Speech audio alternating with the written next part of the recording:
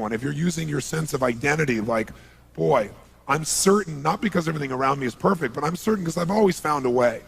So my identity is I find a way, and that gives me certainty. So some ways will empower you. So now here's the interesting thing, though. When you get absolutely, totally certain about something, you know what's going to happen, when it's going to happen, how it's going to happen. Let's say in a relationship. You know what's going to happen, what they're going to say, when they're going to say it, how they're going to say it, what's going to occur. When you finally have this ultimate goal of certainty, this need, where you really feel like you're satiating, you're fully meeting it, then what happens? You feel what? Bored, right? So all of a sudden this thing you wanted so bad, this is funny because people go out and they work so hard to get what they want, then they get it and they're unhappy because now they're bored. It's like most people think the secret to life is make enough money so you'll never have to work again. And the truth of the matter is, if you spend any time with people who have achieved that, you'll find that they're miserable. And they usually start another business or do something else because that is not the secret to life. Because they get bored out of their mind and want to pull their hair out. Because everyone needs to grow and to be stimulated. So while we want certainty, when we get absolute certainty, we go nuts. And that's because God has a sense of humor and gave us a second need, the need for uncertainty, just to really screw you up a good. Right? Just to see if you were paying attention. We have a need for certainty, but we simultaneously have a need for uncertainty. We have a need for variety. We have a need for surprise. We have a need to have things that we're not expecting happening. It creates excitement for us. That's what adventure is. If you know what's going to happen, when it's going to happen, how it's going to happen, it feels good for a while, then you're bored. You got to have surprises in your life. You got to have those things that make you grow. When you know what it is, it doesn't require growth. You can predict it. But when you're not sure, now you have to grow to deal with the uncertainty. And that growth is what makes us feel happy as human beings inside. Now, you can get variety by doing drugs also. Change your state. You can get variety by going to a movie. You know, why do people go to movies? Because it gives them certainty and uncertainty. They're certain they're not going to die, even if the guy in the movie does. Right? And yet they have variety. They can vicariously experience all this adventure and surprise and so forth inside that film. How many of you have ever rented a video of a movie you've already seen? Have you ever done this? Say aye. Now, why rent a movie you've already seen? Answer, because you're certain it's good and you're hoping you forgot enough that there'll be some variety. Right? So these two are a paradox, aren't they? They seem to be antithesis of one another, and yet, as a human being, we need to have both of them to really feel good.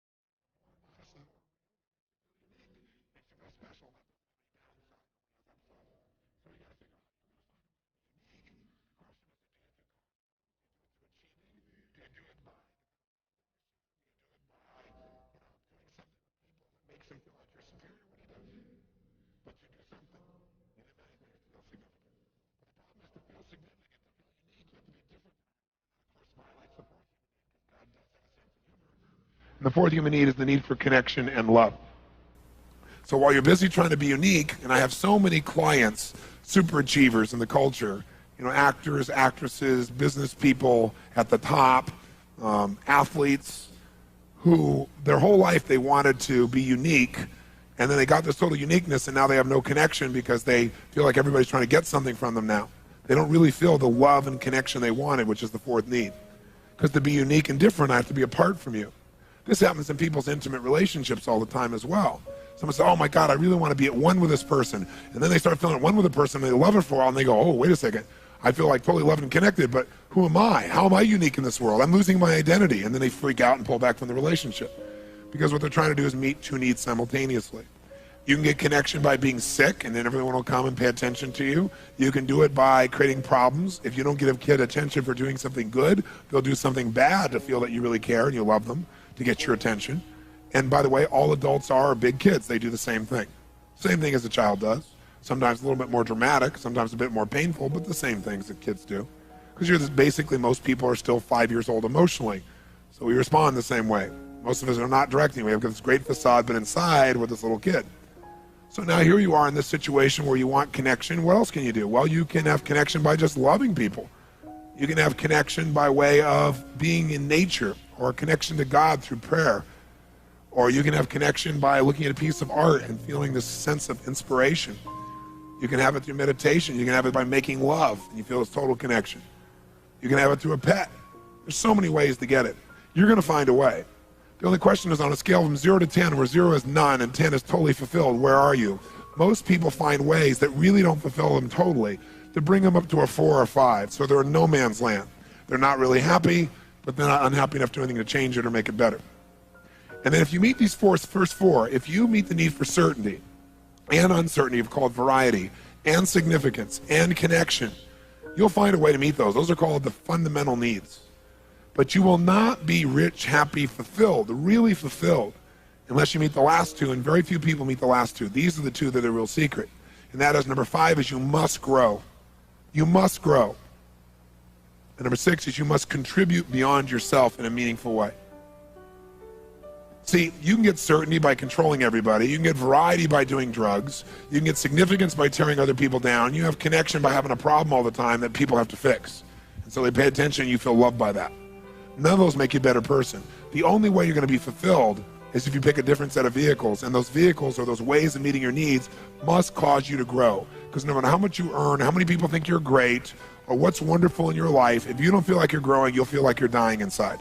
And anybody you've ever seen who has committed suicide, you thought, how could they do that? I mean, they had the world by the tail because they didn't feel like they're growing. And or, even if they were contributing, they didn't feel like their life had any meaning, that they were contributing beyond themselves.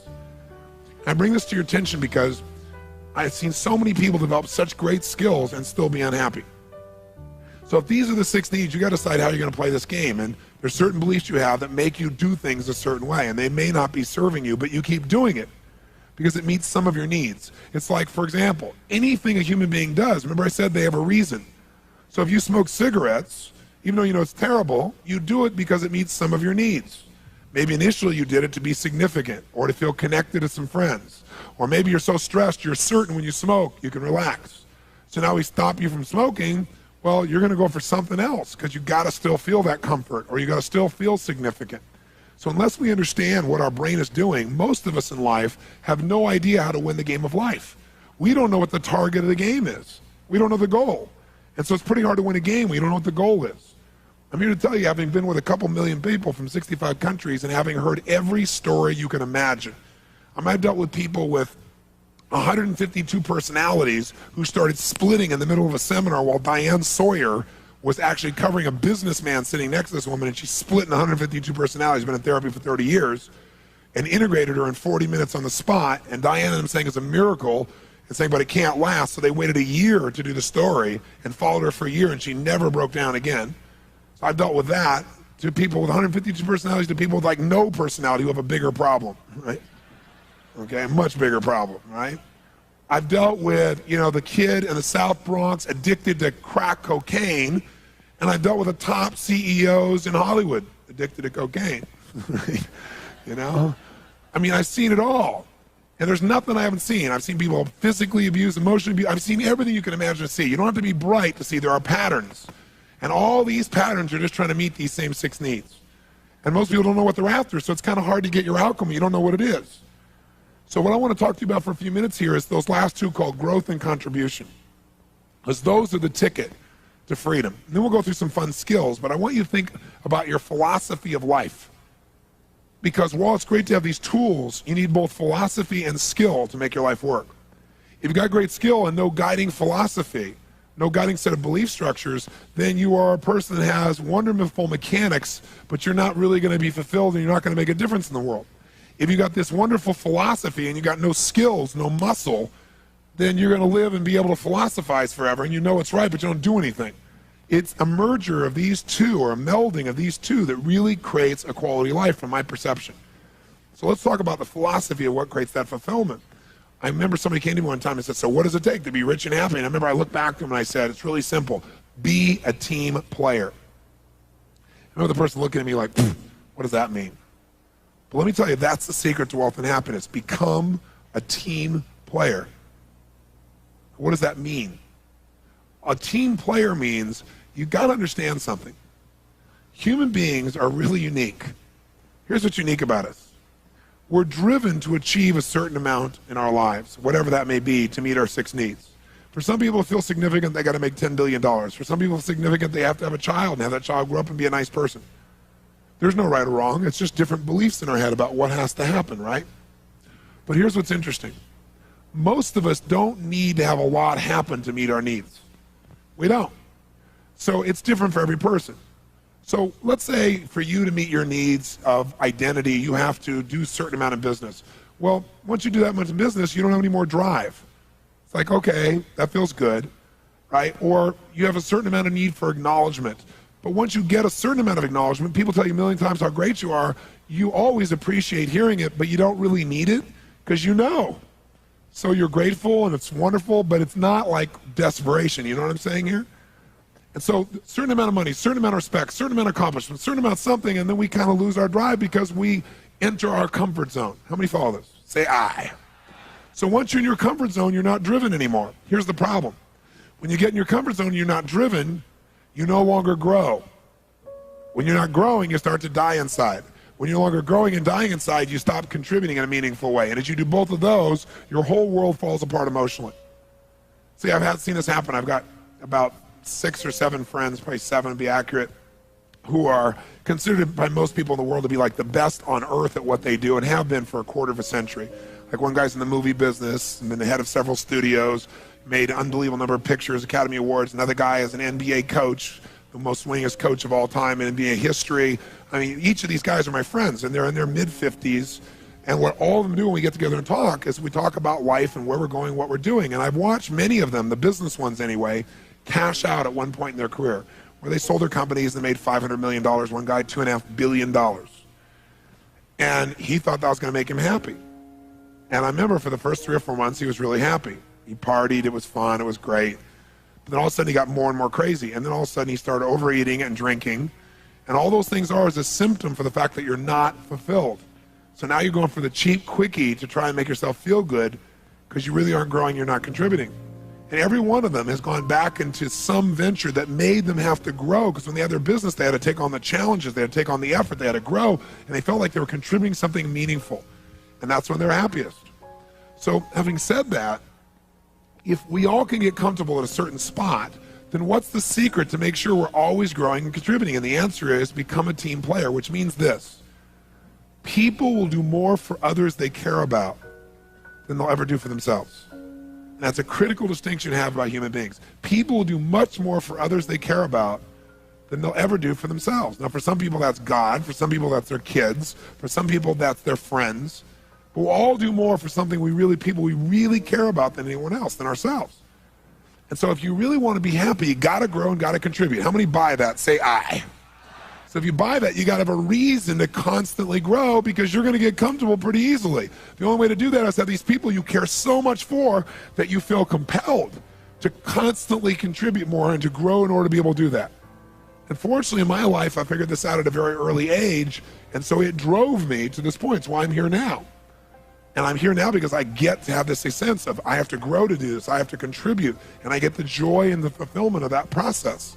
I don't have to do any of this anymore, fortunately. I can sit and do nothing for the rest of my life economically, but I couldn't sit and do nothing and be happy. So that's where we got to vest ourselves. But I have found what that is for me, which is certain people I care about, an environment of people I care about, people like yourself who really want to make their life more, no matter how great it is. But you got to find what that is, because that's what will drive you. So I want to give you a couple of assignments that, if you use them, will get you more connected to your team. And they're very fundamental and they're very basic, but I think if you'll do them, you'll find them to be quite useful. And the first one is really simple. If you're going to be a team player and you're going to feel that sense of connection, then what you got to be able to do is you got to be able to connect when it's not easy to connect. What I mean by that is, if you're in a position where someone, how many of you have somebody in your life from your past where maybe you were good friends at one point, or lovers, or business associates, but you're really close with this person, and then one day something happened. And when that happened, it changed your life forever in your relationship, and maybe you've never spoken to them again since that day. How many have somebody like this somewhere in the back of your life? Raise your hand. Let me see your hands. Keep your hand up, and I want you to see what percentage of the room it is. It's about 90% of the room, okay? So what I want you to do is this. I want you to develop team-building muscles, because when you have that sense of connection, you can do anything. But anybody can be loving and friendly to someone who's totally loving and friendly to you. If you're really going to get that sense of connection, that sense of real joy, the real passion, you got to be able to connect with somebody who has hurt you or been unfair to you. Now, I'm not suggesting you go start another relationship with this person. I'm not stupid. I know many of these people you don't want to start a relationship with.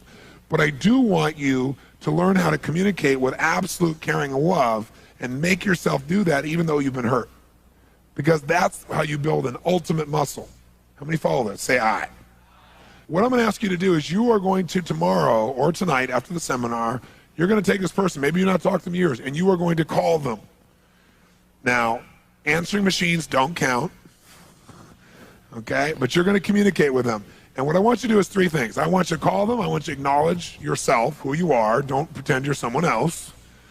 And answer the phone, and as you hear the voice, you'll say, hi, this is me. Remember me? I certainly remember you. Then the second step, you're going to acknowledge how the relationship ended. So you're going to say to this person, listen, I know the last time we talked was not a very pretty sight. I know that we yelled or we did this or we did that. I know that I knew I was right and you knew you were right, and it didn't end in a very attractive way. So acknowledge what happened, so it's clear that you're not an idiot calling back. And then you go to the third step. You say, I'm just calling for one reason. It's been 6 months, it's been a year, it's been 10 years. I just want to call you to tell you that while that was incredibly painful and I was mad as heck, and I still don't necessarily agree or disagree with you, I do want you to know that before that happened, we had an amazing business relationship, friendship, love affair, whatever it was. And while I'm not trying to start a new one, I just want to tell you how grateful I am for that time I had with you prior to that event. Because it was a great, great time in my life. And you were an important part of my life and my team, and I want to thank you for that. And you don't have to say anything. I'm not calling to have you say anything or give me anything. I just wanted to thank you for that time. I hope you have a great life. Thanks. Bye. Click. What would this do to their brain? Better yet, what would it do to your brain to actually sincerely make this call and put aside those events and associate to the good things? Again, I'm not saying start a new relationship with them. I'm not saying that. I'm saying just call and acknowledge that there was great goodness and do it from your heart and reconnect to that feeling. How many think this would be a major stretch? Let me see your hands. Say I. Good. So then if you can't do it, you what? You what? How many are going to do it? Raise your hand. Say I. Here's the second call I want you to make. The second call is not painful. You'll want to make this call. Before you turn the page, let me ask you, how many of you out there have had an experience where there was somebody who you're really close to somebody you really appreciated, really enjoyed, really loved, and you didn't have an argument, you didn't have something negative happen, you just got so busy, and they got so busy, and you're like in different places, and you didn't call for a while, and the more you didn't call, the weirder it felt not to call. And then, since you didn't call for so long, it really felt weird not to call, and now you haven't called forever, and you kind of, like the commercial says, kind of drifted away. And it wasn't because you were upset with them at all. How many of you have someone like that somewhere in your life? Raise your hand, say I. That's your second call. What are you gonna do? Call them up, acknowledge who you are, do the same thing, acknowledge what happened. Tell them the truth. Say, listen, you know, I'm calling. I'm sure you don't have any time to talk right now. We don't need to. I'm just calling to tell you one thing. And that is that I think about you a lot.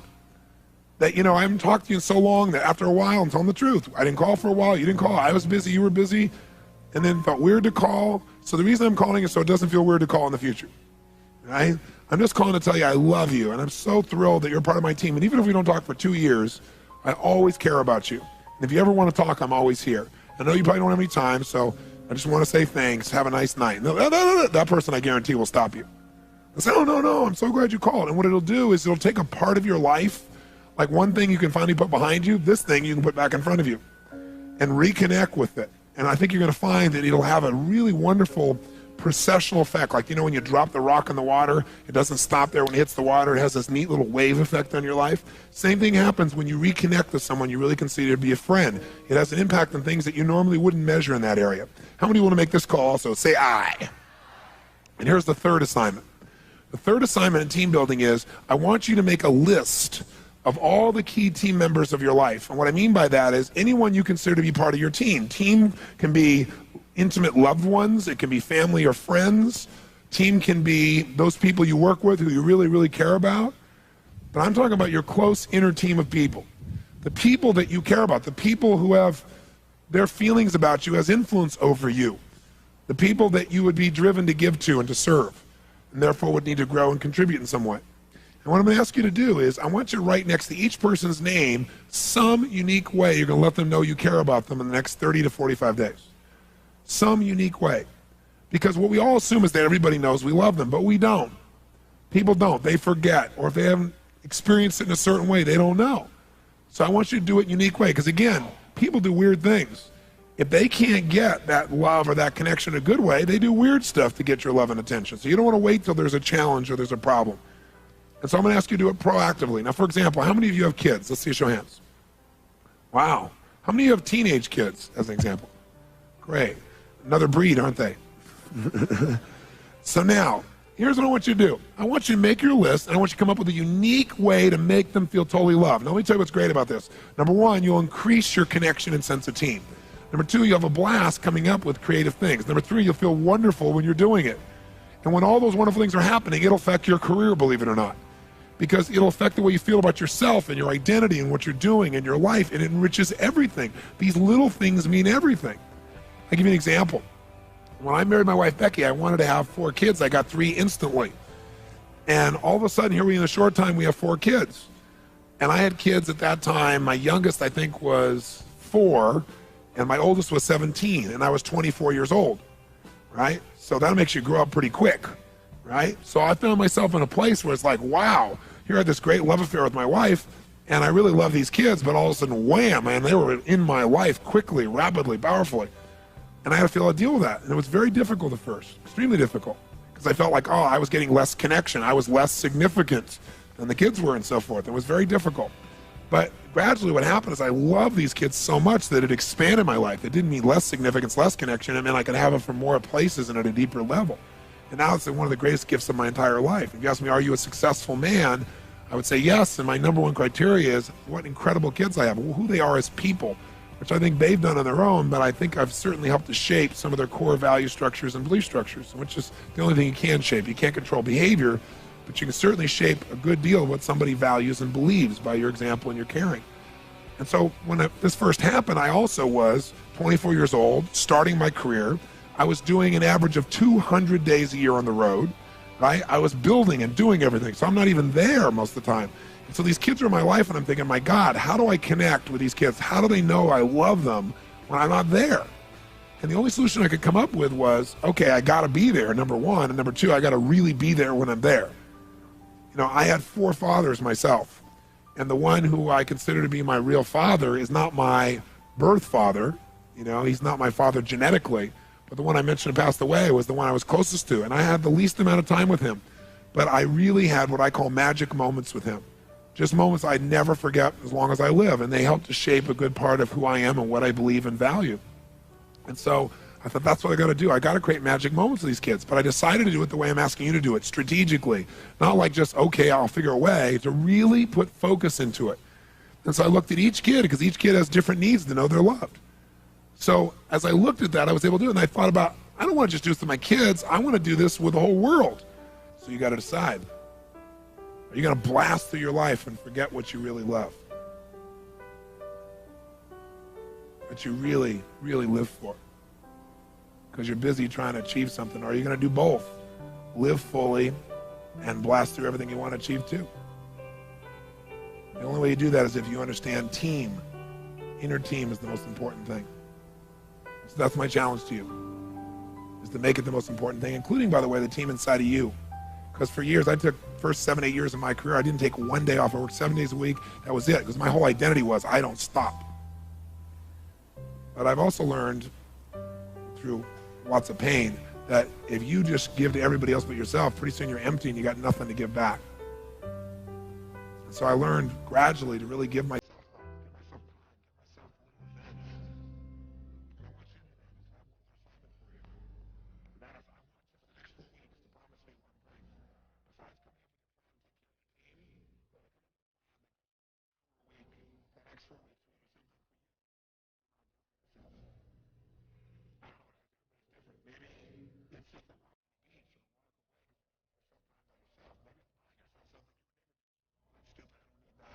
Do it anyway. If I tell you what happens, give to yourself.